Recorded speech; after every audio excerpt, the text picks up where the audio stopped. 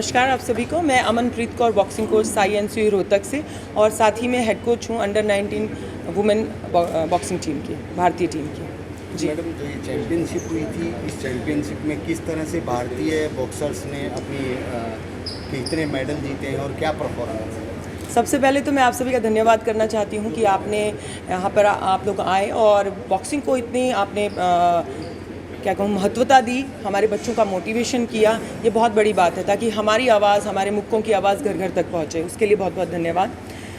जैसा कि आप सभी को पता है कि अभी अंडर 19 भारतीय मुक्केबाजी दल ने बहुत अच्छा प्रदर्शन किया है वर्ल्ड बॉक्सिंग चैम्पियनशिप में, कोलोराडो यूएसए में। वहाँ पर 19 बॉक्सर्स ने पार्टिसिपेट किया था और 17 पदकों के साथ हम दूसरे नंबर पर रहे हैं विश्व में, जो कि अपने आप में एक बहुत बड़ी उपलब्धि है। मैं भारतीय महिला टीम की मुक्केबाजी कोच हूँ और हेड कोच हूँ, और हमारी 10 महिलाओं ने इस प्रतियोगिता में प्रतिस्पर्धा की थी और 10 की 10 ने पदक विजेता बनी है। 3 गोल्ड के साथ और 7 सिल्वर के साथ, और 10 की 10 हमारी फाइनल में थी। और उन सभी 17 पदकों में से 10 पदक हमारे एनसीयू रोहतक की मुक्केबाजों द्वारा जीते गए, जो कि अपने आप में एक बहुत बड़ी उपलब्धि है। 11 में से 10 पदक, इट्स अ ग्रेट अचीवमेंट। और इसमें हमारी जो मुक्केबाज थे, उन्होंने 2 गोल्ड, 5 सिल्वर और 3 ब्रॉन्ज मेडल्स जीते हैं। जी मैडम, इस बार हम पेरिस में खाली हाथ लौट आए। आगे की क्या तैयारियां रहेंगी कि जो ये आज मेडल जीत कर आए हैं, तो 2028 को लेकर किस तरीके से तैयार हैं? जी देखिए, कोई भी जो परफॉर्मेंस आती है वो स्टेप बाय स्टेप आती है, एकदम से अचीव करना बहुत ज़्यादा मुश्किल रहता है। मैं आपको साई एनसीयू रोहतक की स्ट्रैटेजीज़ के बारे में थोड़ा बताना चाहूँगी। जब यहाँ ये अकेडमी बनी, नेशनल बॉक्सिंग अकेडमी के नाम से 2016 में इसका नींव रखी गई, तब यहाँ पर मुश्किल से 15 से 20 बॉक्सर्स थे जो कि नेशनल बॉक्सिंग अकेडमी में ट्रेनिंग कर रहे थे। लेकिन उस वक्त और इस वक्त में बहुत ज़्यादा फ़र्क है। उस वक्त अगर मैं बात करूँ यहाँ पर स्ट्रेंथ की, तो स्ट्रेंथ की जगह, मुक्केबाजों की जगह यहाँ पर आपको बहुत ज़्यादा कबूतर उड़ते हुए दिखाई दे सकते थे, जो कि मैंने खुद देखे हैं, अनुभव किया है। और इंफ्रास्ट्रक्चर की बात करूँ तो चुनिंदा कुर्सियाँ ही थीं, लेकिन उस कबूतर की बीट से बॉक्सर्स की पंचिंग बीट और मेडल्स की बीट तक, ट्रीट तक पहुंचने में बहुत ज़्यादा समय लगा और बहुत ज़्यादा हार्डवर्क भी लगा, जिसमें कि स्पोर्ट्स अथॉरिटी ऑफ इंडिया का बहुत बड़ा योगदान है। रोहतक क्योंकि कभी भी मुक्केबाजी का हब नहीं रहा, यहाँ पर बच्चों को लाना एक बड़ी चुनौती थी, जिसको यहाँ की टीम ने, यहाँ के कोचेज़ ने बहुत बखूबी एक्सेप्ट किया। और अभी आप देखेंगे कि यहाँ जो एनसीयू रोहतक है, वो न केवल देश का अपितु विश्व का एक नंबर 1 ट्रेनिंग सेंटर है। वो मैं इसलिए कह सकती हूँ कि यहाँ पर स्ट्रेंथ भी बहुत ज़्यादा है। सभी एज कैटेगरीज़ में, gender, male and female, junior, सब जूनियर, यूथ एंड एलीट, यहाँ पर बहुत अधिक संख्या में बॉक्सर्स ट्रेनिंग करते हैं। न केवल जूनियर्स, न केवल महिलाएं, न केवल पुरुष, सभी। और ये सबकी नंबर 1 प्रायोरिटी है कि हमें रोहतक में ट्रेनिंग करना है। यहाँ पर सैंक्शन सीट्स भले ही 200 हैं, लेकिन यहाँ पर बॉक्सिंग ट्रेनिंग लेने वाले बच्चे बहुत अधिक हैं।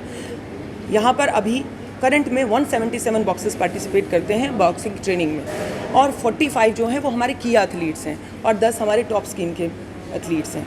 लेकिन मैं आपको एक और चीज़ बताना चाहती हूँ कि भले ही यहाँ पर सैंक्शन सीट्स कम हैं, लेकिन अगर आप सुबह शाम यहाँ पर ट्रेनिंग सेंटर विजिट करें तो कई बच्चे ऐसे हैं जो बाहर कमरा लेकर के ट्रेनिंग करने, क्योंकि उनका वेटिंग लिस्ट में नंबर है, वो अभी तक यहाँ पर अंदर सीट्स में आ नहीं पाए हैं, तो भी वो आकर के यहाँ बाहर रहकर कमरा लेकर के ट्रेनिंग लेते हैं, क्योंकि यहाँ पर फैसिलिटीज़ बहुत अच्छी हैं।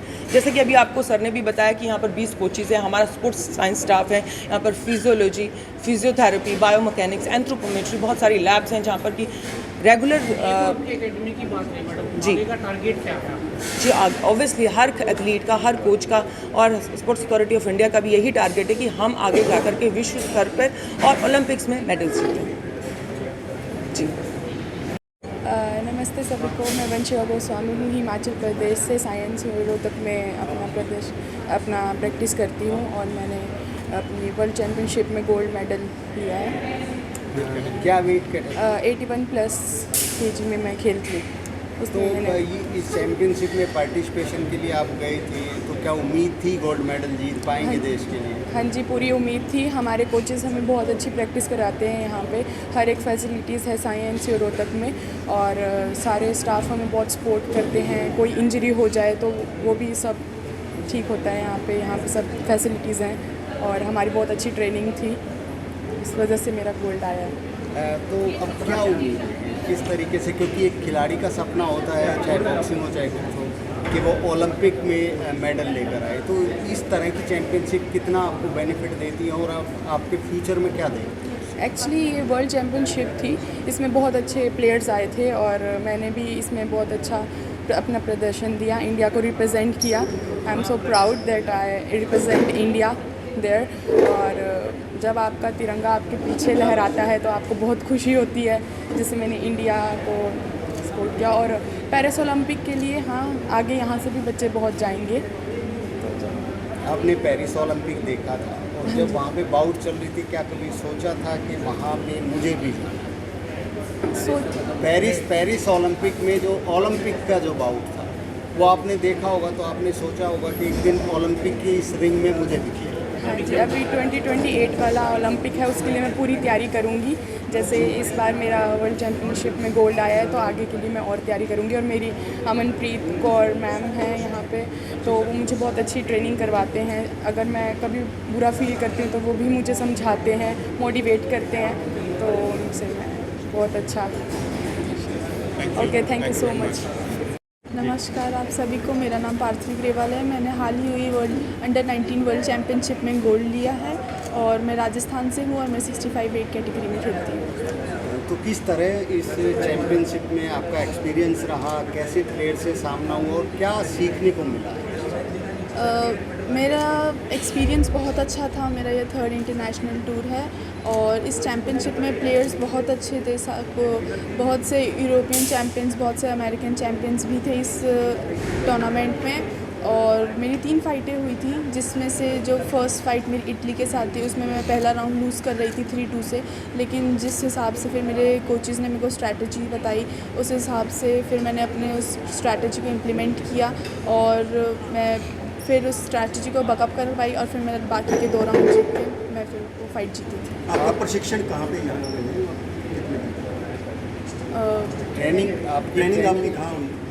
मैं साई रोहतक सेंटर पे ट्रेनिंग करती हूँ और यहाँ पे बहुत सी अच्छी सी फैसिलिटीज़ हैं, कोचेज़ हैं बहुत अच्छे और बहुत अच्छी में स्टाफ है और भी स्टाफ है और सपोर्टिंग स्टाफ है। हमारा बहुत सारा स्टाफ है जो हमें आगे बढ़ने के लिए, आगे और भी अच्छा करने के लिए सपोर्ट करता है और ऐसे ही मैं चाहूँगी सब हमें सपोर्ट करते रहे, हम ऐसे आगे बढ़ते रहें। पेरिस ओलंपिक में हम कोई मेडल नहीं जीत पाए, अब 2028 ओलंपिक होना है, तो क्या उसको लेकर के भी तैयारियां चलेंगी क्या? हाँ जी, मतलब ओलंपिक्स एक ऐसा स्टेज है, यहाँ पे चाहता है कि हर खिलाड़ी, हर एक बच्चा वहाँ पे रिप्रेजेंट कर अपने देश को, अपने तिरंगे का नाम ऊंचा हो। और साई एनसीओ रोहतक वही सेंटर है जहाँ पे हमें इस चीज़ की जानकारी दी जाती है कि हाँ, हम भी कुछ हैं, हम अपने देश को आगे रिप्रेजेंट कर सकते हैं। हमारी ऐसी ही तैयारी होती है यहाँ पे कि हम आगे ओलंपिक्स में और अच्छे रिजल्ट दे सकें। तो उम्मीद है 2028 में? जी, पूरी उम्मीद है कि साई एनसीओ रोहतक से बहुत सारे बच्चे निकलेंगे जो आगे 2028 पेरिस ओलंपिक्स में इंडिया को रिप्रेजेंट करेंगे। Thank you.